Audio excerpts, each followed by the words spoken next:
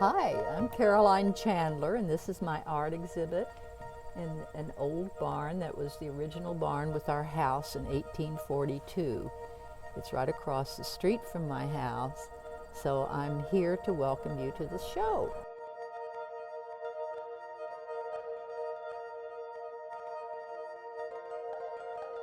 So the show begins here. These are some smaller pieces as you come in the front door. As you walk along, you can see there's a view into the next room through a window. Many people think that the window is a mirror. But it's an interesting thing because of this window. It shows the next room before you finish the first room. But anyway, this is more of what's in here. These images. I work on wood that I've covered with plaster, and then eventually I work into the plaster and I end up with oil paint on the board. So you can see what these are like, this one and then another wall.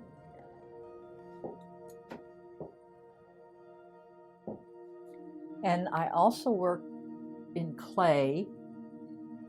I have sort of sculpture and also these pots that I dug the clay from the pond in back of our house and fired them in a pit firing.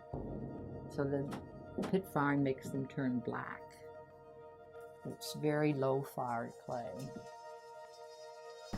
So this is the second room that we looked through the window to see. And a lot of my imagery has to do with the pottery that I've made. And these two little boxes are pieces that have clay pots in them. And this was clay that we dug from the pond in back of our house. And then the imagery you see often suggests certain pots.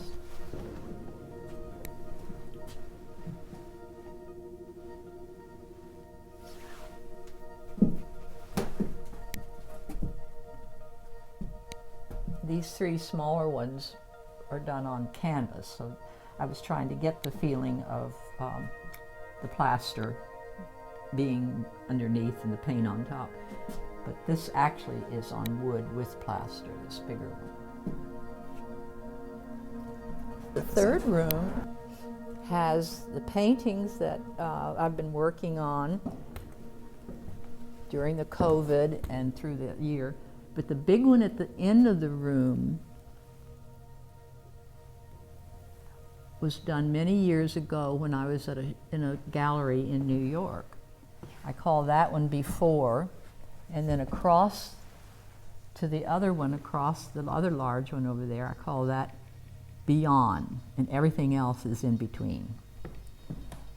So you can start here with this one.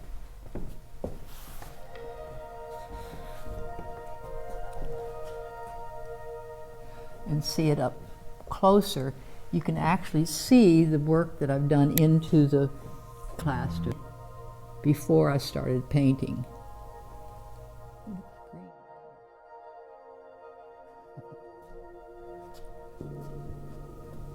And also the pottery pieces on the pedestals are clay forms that I've made.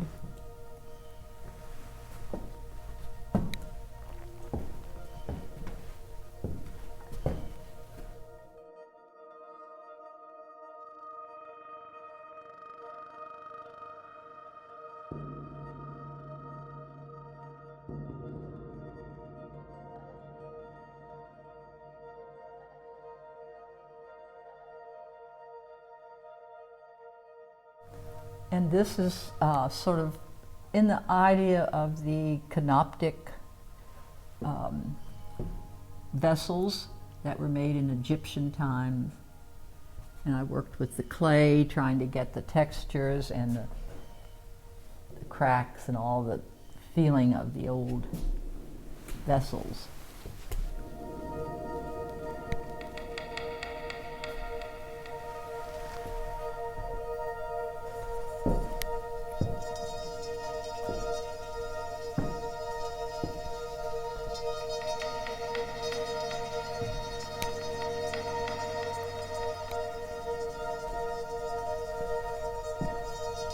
And these shapes take on idea of vessels or curves.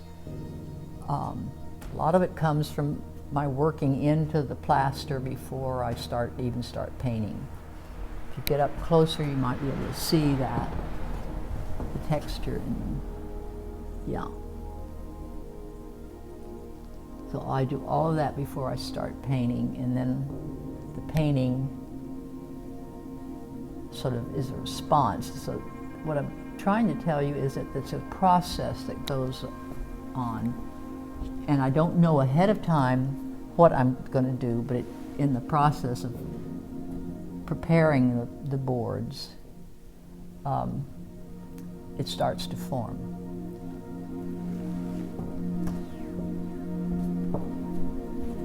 And this is a clay form that and this is high-fired clay, so it's fired in a gas kiln,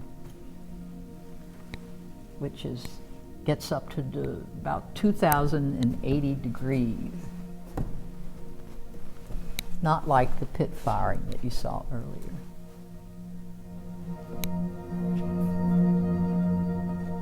And I often will carve into the board. For example, on this one, you see the shape that's coming down toward the pottery, that's dug into the board.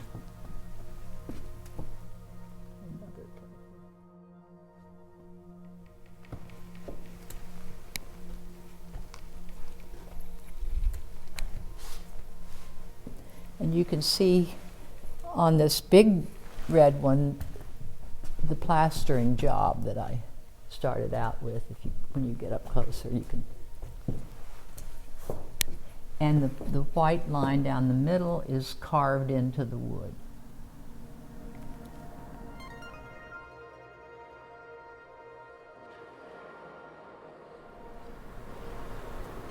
I like the feeling of being able to have light come from within or behind the painting. So that's something I work at in each one of them.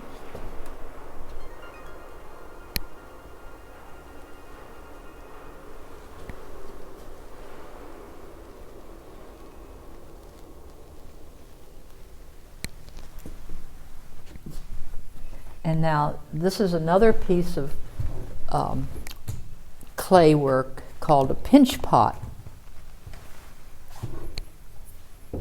I start with a piece of clay, quite a big piece for this pot. Not all pots are this big in pinch pots. This is kind of unusual.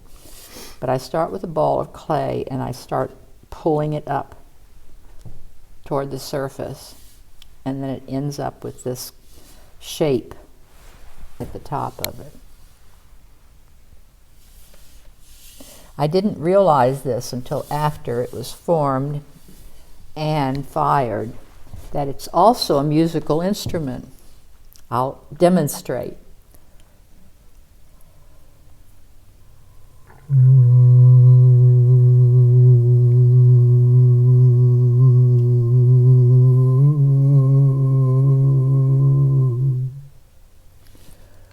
Nice. I don't know what kind of music that would be, but it's kind of interesting.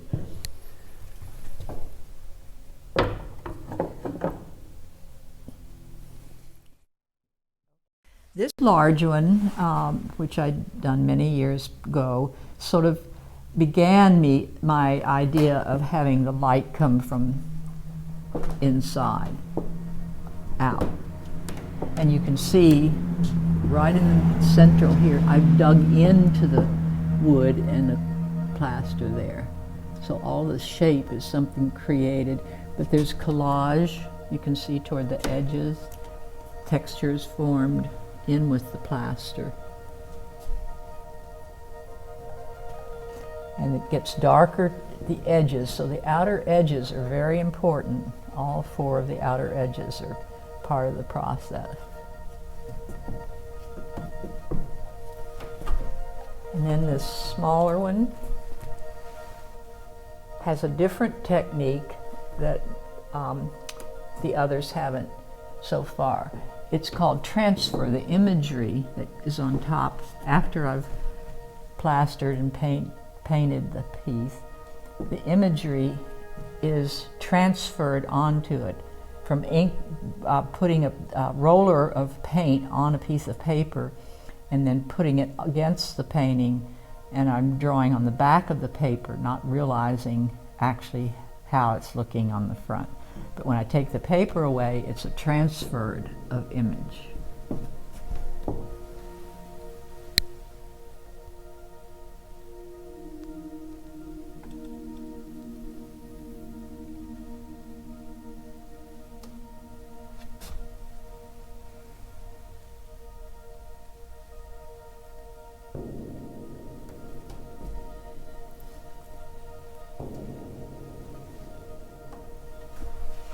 Now these two at the other end of the bay have one of the one on the left, that's the process I've been talking about, and the one on the right is the transfer image that I was describing. And then the piece of sculpture on the pedestal is a typical shape that I like to use in clay. It's sort of a curved shape that develops by taking a piece of clay and letting it just form in my hands the way I feel it should go. But you can see here the vessel image sort of in the middle is where I feel the light is coming from within, and the edges are all more involved and textured.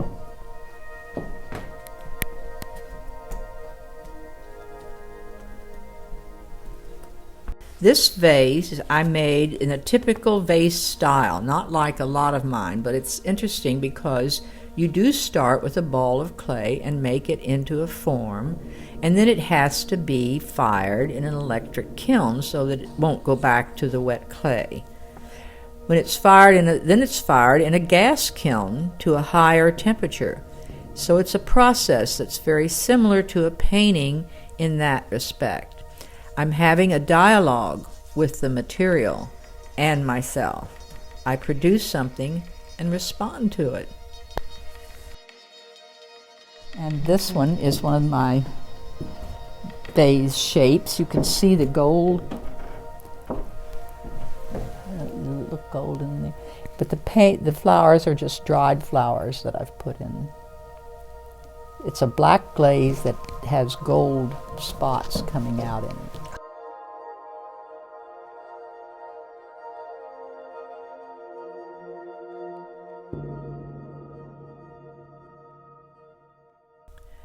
The black glaze comes out almost like a skin, but then inside, if you come a little more from this thing, you can see how the gold comes out when it's fired. See the gold?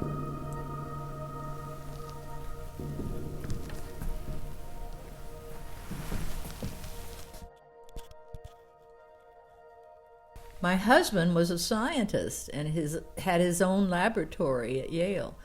So in jest, I decided that this was Caroline's laboratory. I like things that I like the shapes of, I collected, and just out of curiosity, I liked some shapes better than others. Oh, here's an interesting thing. This shape is also a pinch pot. So you see how small it can be or how large. I'm not going to play this one though. And then I like the shape of orbs or bowls, and I like to have different ones like this set of 4. You can pick them up and feel them and decide what they're made out of. So it's like a little test or game. And the one on the end here is much heavier. That's got iron oxide, which was a creation 190 million years ago. out in Utah when there was a sea above the ground, and created somehow these round balls. They're called mochi balls. This is one out of clay that I made. This one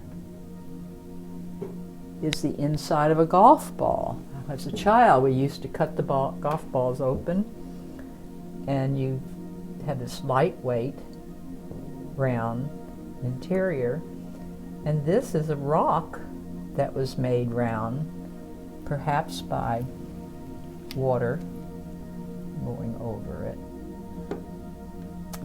And this orb I made as a rattle, filling the inside with pieces of clay.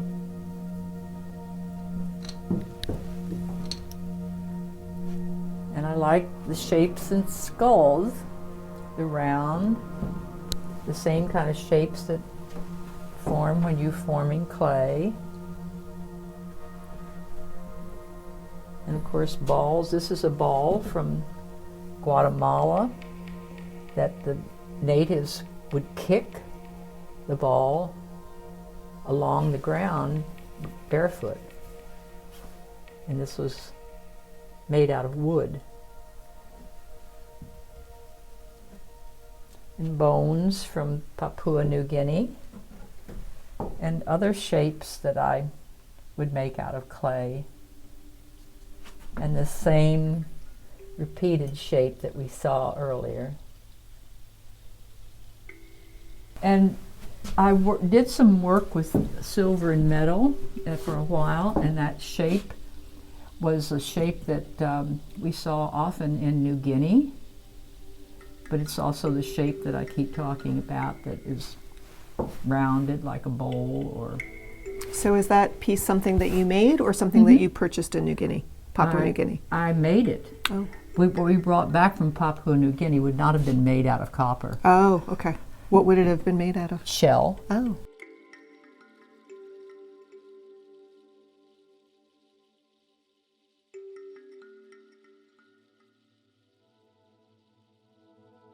But here's another copper piece that I made, and eventually you see it gets the sort of greenish cast to it.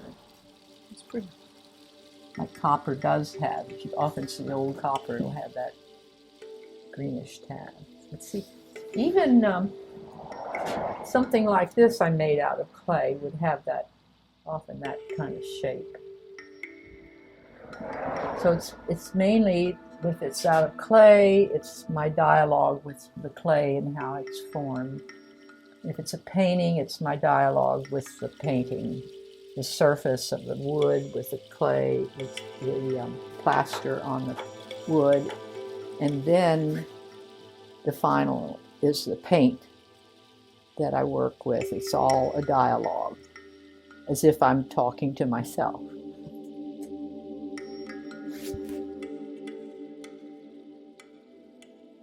I majored in history of art and psychology, a double major.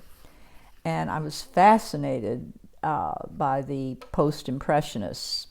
They didn't have any art classes, painting or anything, but the history of art and the post-impressionist painters really just fascinated me. So after I married the year after I got out of college, and had the first 7 years, I had 4 children, so I wasn't doing any painting then. But my husband was doing some graduate work in Providence, Rhode Island, and I had always wanted to go to the Rhode Island School of Design, so I thought, well, I'll see if I can take a course while we're there. And by that time, I had 2 children. So he would do his work, his homework at night, and I could go off to a class. And I started taking a portrait figure painting class with a Dr. Ichkowicz. And so that really got me started, and I thought I had to learn to paint portraits correctly in order to get away from doing realism. So I worked very hard doing figure and portrait work for some years. And but it wasn't until I came to Guilford that I started really painting and wanting a studio. So the first few years I rolled up the rugs and put easels in my living room, and artists in the Guilford area and Madison area came to paint from the models. And I'd have a model and I'd pay the model, and artists would join in with me. So that went really very well, except I was getting tired of rolling up the rug and bringing out the easels in the living room and then putting it all back together when the children came home from school. I got to the point where I really wanted a studio of my own. So this studio now, at that time, was a carriage house for the days when people had carriages and horses and that sort of thing. So it was just open, and it was the same size, but it had other characteristics, obviously. So anyway, so that was in 1979 when I started. We moved up to this house in 1971 and started in 8 years later making my studio. So the women who came up here to share it with me, were all very interested in painting from figures. But then we started going to New York to see the galleries and the museums in New York, and we started reading a lot about modern art. And so we decided we could all work. We did a lot of talking together, so why couldn't we paint together? So we decided we would paint by each of us starting a collage. We were going to work with collage as a medium and paint. So we started each one, and then we would criticize it as a group when they came up here, and then we would choose numbers for the one to take home. So then you had to take your chosen one home, and you could paint over, tear off, destroy, redo, as long as you were actually having a dialogue with it. You were responding to what the other person had last put on the painting. So this is a group of friends that you sort of developed because you were all artists? Yeah, there were 8 women who came up here. And how did you all find each other and become friends? And well, in different ways. I mean, a couple of them were neighbors, and one was an English woman who had come over, and she heard about me, and she came up. A couple from Madison came over, and then also I was asked to substitute teach at the Art Center in Guilford for some other artists at that time. And the way Jane Harris, who's still my friend, she's now 97 years old, and we're still artists together in many, many ways. In fact, we're going to lunch today with the one from Britain, Sheila Kaczmarek. So anyway, I took over as a substitute teacher for Dan Rice, who was teaching at the Handcraft Center, and he couldn't be there, so they asked me to come. And I met other painters there, and this woman came in who didn't talk much. She was very quiet, named Jane Harris. And so I decided I would tell them to do a self-portrait to bring back the next time they came. So the next time Jane came, she had this lovely self-portrait of herself, but with her lip up like this. And I thought, I need to get to know this woman. So we became friends.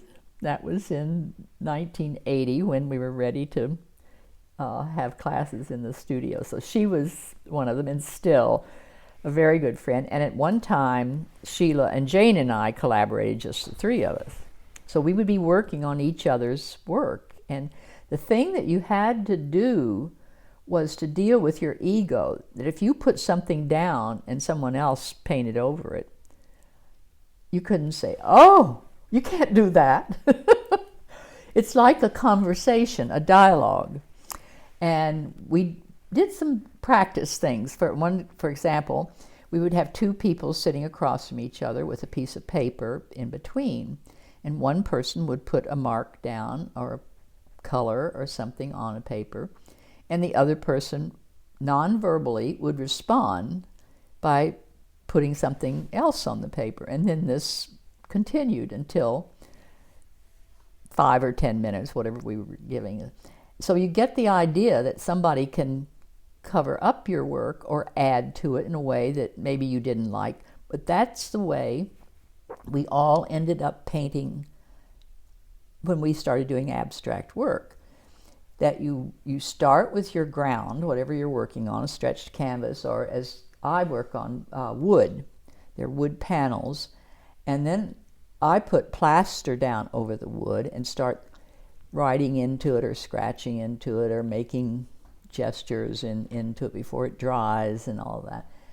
And I can demonstrate some of that I do. But then I respond to that with drawing on it or painting or sanding and various ways of responding to myself. You know, I see what's there and I think, oh, well, I think I want to start with oil paint now. And so then I do paint with oil paint as the final cover of the board. So that's how I got started with modern art. But we studied a lot about famous artists such as Cy Twombly and a Spanish painter, Tapies, the modern painters in New York City who were showing in the galleries. We would go to Soho and look at their galleries. And no one else was collaborating the way we were until we found a group of men. There were 5 men who were collaborating, and we went to see their show one time. We were in Soho.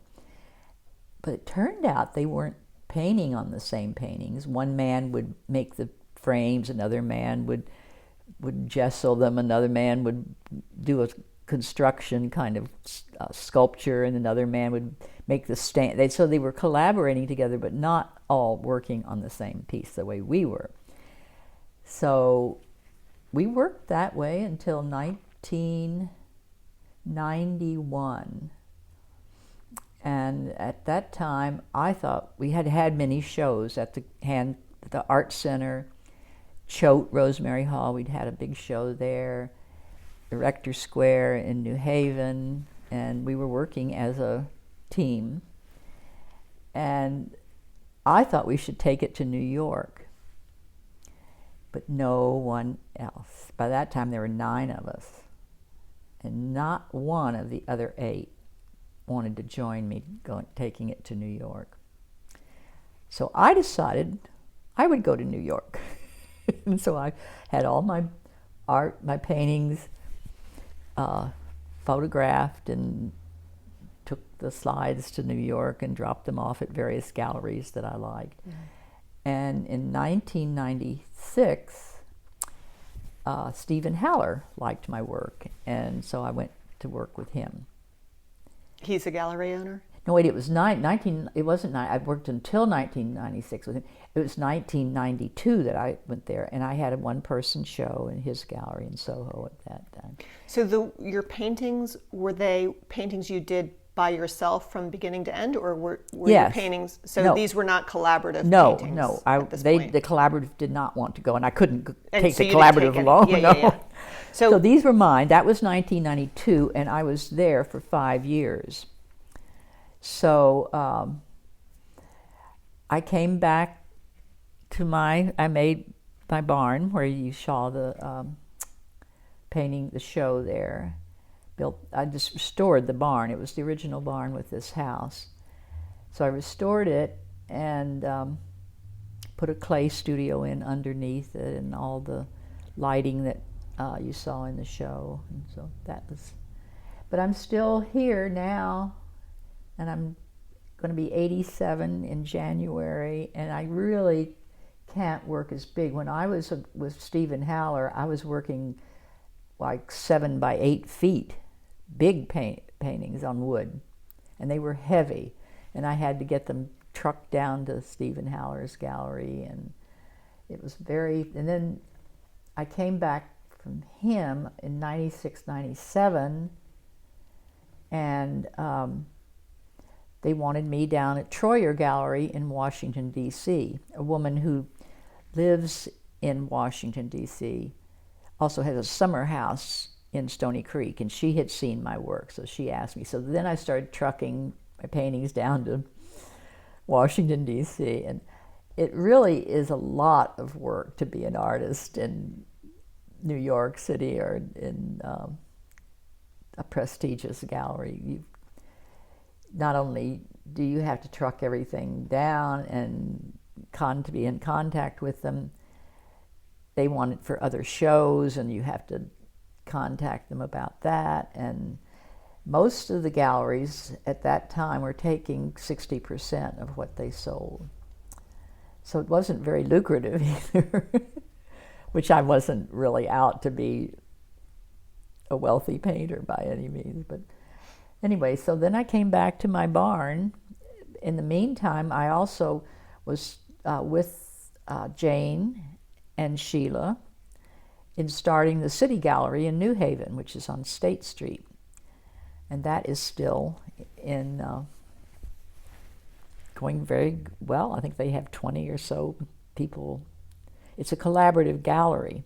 So you'd have your month to show your work and that kind of thing. Oh, nice. So that was a lot of fun, and I'm so happy that it's still a viable gallery. That's wonderful. Yeah. Could you describe again the like in more detail how you did the collaborative work? Like, were you all together?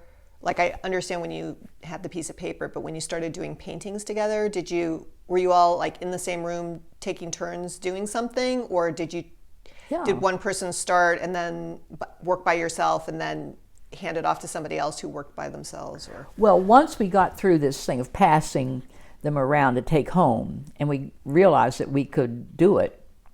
I mean, it isn't easy to give up your ego about, if you consider that what you're doing, which is sort of an accepted idea that artists own their mark, and that this would be hard to get. But I had easels in here, and I didn't have all this furniture. So they're mainly just this room with the easels, and we would work on hexacomb. I don't know if you know that. It's basically made out of cardboard or paper, but it has sort of a honeycomb inside, so it's heavy and it's lightweight, but big enough to work on. It's because we were working with collage and paint, so it was easy to glue something on or paint over something that's glued on, and we were getting texture and various things happening with that process. So we would, maybe 2 or 3 would be working on one over in that part of the studio and another one over in this part. And we also were doing sculptures with found objects, so that it was getting to be 3-dimensional besides the 2-dimensional painting. And then we would show the work, the first one. Oh, before that, however, the 9 of us showed at Stony Creek the portrait figure work that we'd been doing before we actually got into wanting to show the abstract work. So there were 9 of us, all having used the same models, and it was at the library in Stony Creek, which was wonderful for people to see how different ones painted the same person. So it might be that 5 or 6 of us painted from one model and another 4 or 5 of us painted from another model. But it was really an interesting show from that point of view. And I did forget to tell you that when I first came to Guilford, I was working with Madeline Scherer, who was an artist down in South Guilford. And she had models, so I took that idea from her when I came up here and built my studio. And so she was at that show, and she came over to me and said, "I don't like what you're doing now." I said, "Oh, really, Madeline? That's okay. I'm changing a little bit." I was becoming more abstracted abstract with the figure than she liked. But she was a very good teacher, and I learned a lot from her in painting, although I changed a lot from that to what I'm doing now. A lot. Okay. But then, and after we got doing larger things, we decided that we'd outgrown this studio, so we rented a space down off Route 80 that was an unfinished room, a large room, so we could even go bigger. And we tried some other things, like we would make these little 8 by 10 images on a piece of cardboard or paper, and then we would put them together. So instead of painting over someone else's, we would paint smaller pieces and then put them together, so they would end up being a very large piece when hung. And we showed a lot of that at Erector Square and Choate Rosemary Hall. So we've pretty well shown all around this area, and the only place left I thought was New York City. But I could show you, I'm a very messy painter, so I usually put on old clothes and a smock and gloves, and I work with rags and paint, and I also start out with plaster onto the board.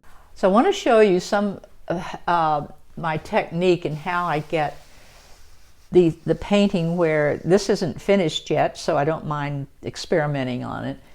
But you can see, if you can see, that there is plaster on this, which is a board. It's a hollow board. It's made from hollow doors, and I have someone who makes these for me. And I'll show you how I start out. Here's what the board is like, and this is when I've put plaster. I won't show you that. It's a messy process. I usually do it outside. So I put plaster on, and just putting it on itself gives you a sense of some of the texture. And then while it's wet, I scratch into it and sort of make some marks. And then after it's dry, I might also do some scratching into it with tools that I have. And then I might respond to that with this. This is a piece of lead that I could draw into.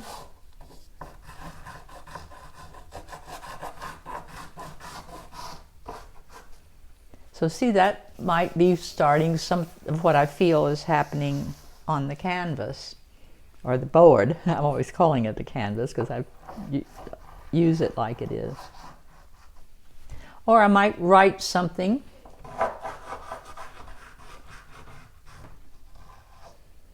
Use sort of automatic writing, kind of the way the hand works when you paint.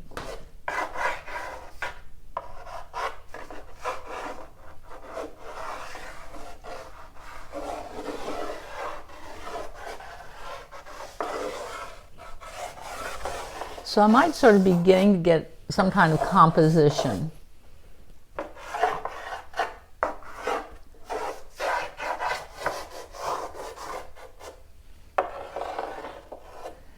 Now the next process is, or one of the processes that I use is, I didn't like it, so I'm just going to go back in and sand it.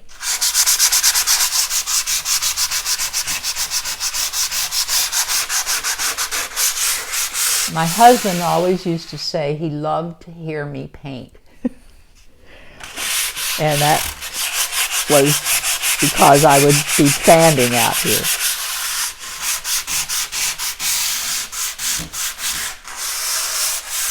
And then I spend a lot of time looking at the painting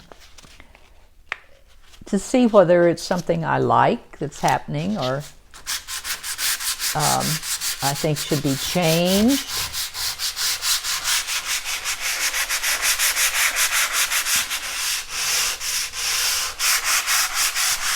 In some way, like I might think that, well, I really would like more going on in here.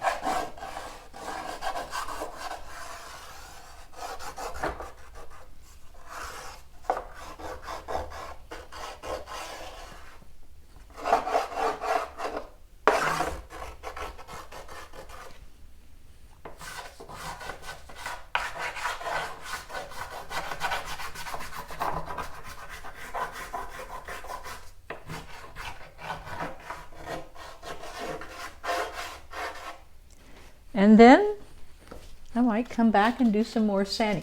And at some point, I also have an electric sander, which I might prefer to use if I want to really get some strong sanding down. I don't know, am I going too far away? No, you're good. But I use a lot of different tools. And then at some point, I might feel like I'd like to just carve into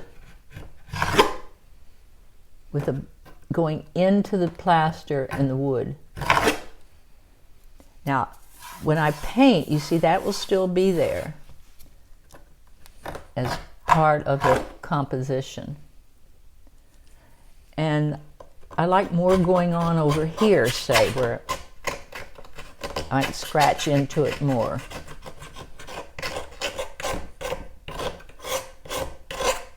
Now you see in the final painting of it, I can emphasize it or destroy it, or come back in with more.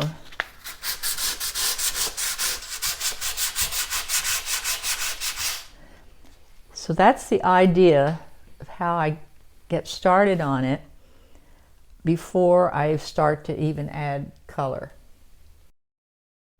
I put these few small pieces up here to show the idea. Is I might work on something small like there, just showing how imagery and scratching and automatic writing and things can get you started in thinking about this imagery that you want.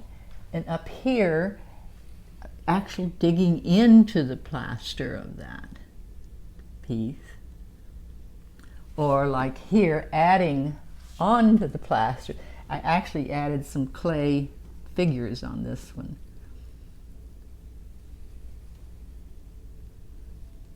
And then the one in the middle here shows how that's got glass. I don't know if that's shining too much.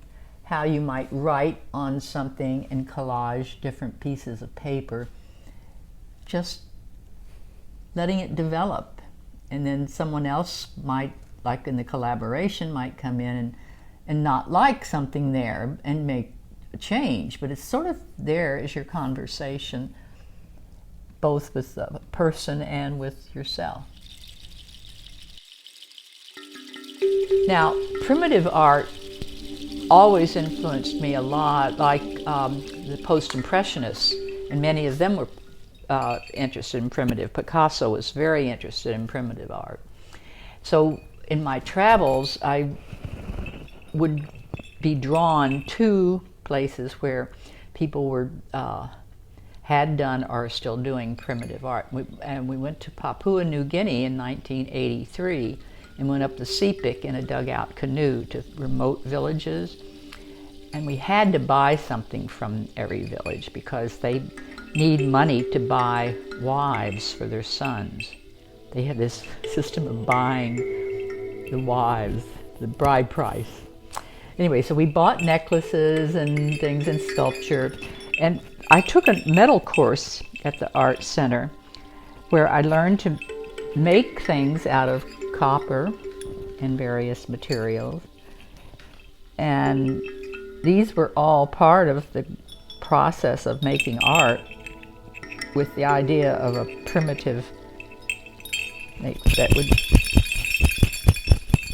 would make a noise when you danced around. And so that was all influenced by your trip to that was New Guinea? Yeah, but also, you know, that Picasso was such an influence on modern art, and all the various ones that I had studied in college. And I'm trying to give you a feeling for how I got there. Or for example, can I reach over here?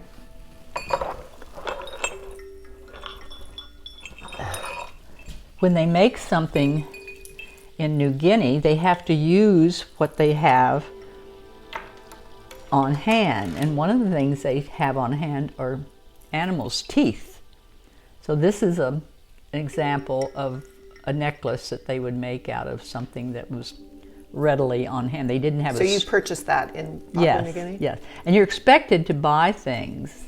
They're bags that they make out of, they're called billums. You're expected to buy things because they need the kinas. They need that to do all the things. They have big parties and various things that they do. So when we came back, we had a 4 by 8 foot crate of sculpture arriving.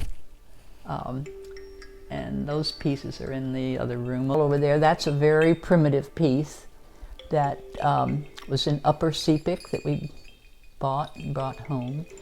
And the mask that's hanging on the wall here. Now the one up above it, the mask up above it, is more what they would sell called airplane art.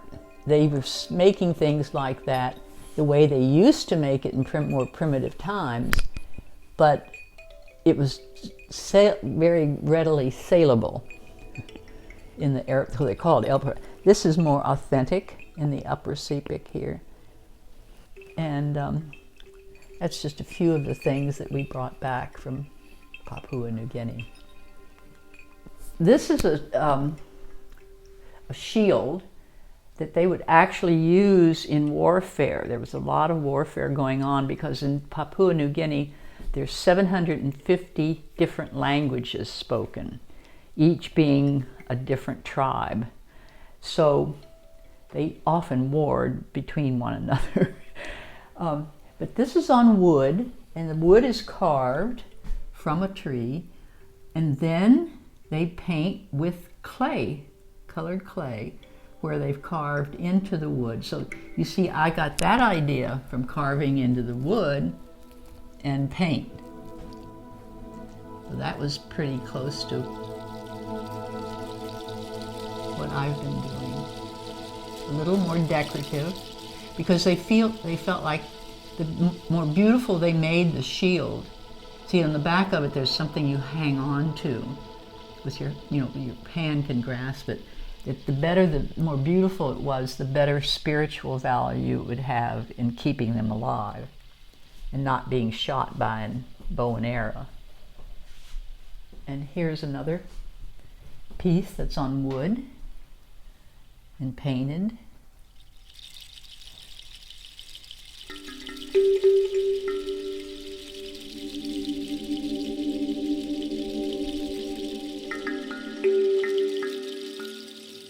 This is the big man.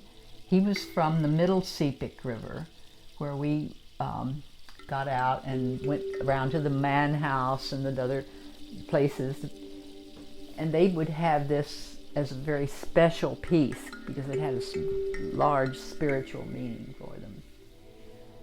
But you can see carved into the wood, and then the use of clay painting.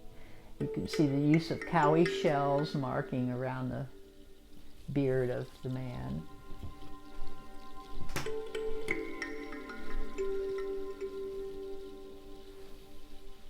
And over here is another one of their big masks.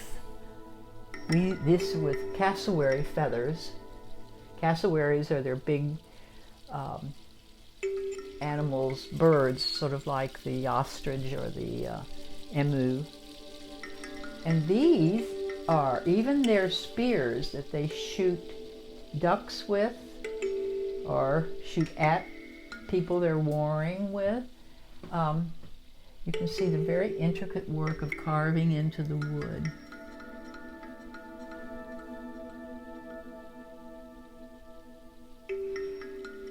And not only do they decorate other things, they decorate their bodies.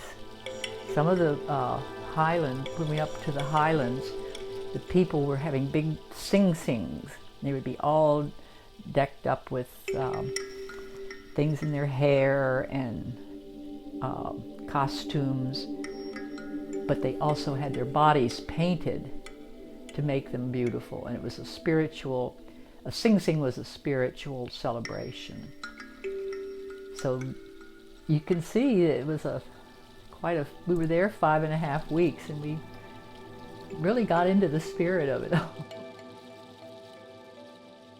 This is a big bird that was carved out of one piece of wood, and the necklace around its neck is made out of shell. This was a shape that I liked a lot, that kept reappearing in their work. And the prow up above is a canoe prow, which is carved into the wood, and you see how intricate carving they could do.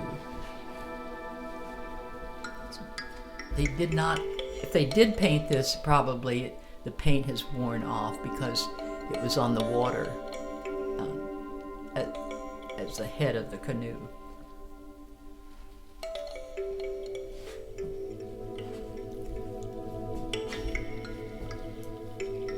Well, you know, everything I experience in meeting people and sharing my thoughts has to do with the fact that it is a dialogue, and it can be a very good experience, or it could be not so good. And I found this was very, very creative and very good in the sense of a dialogue, in sharing what I've done with my artwork and everybody else. So thank you very much.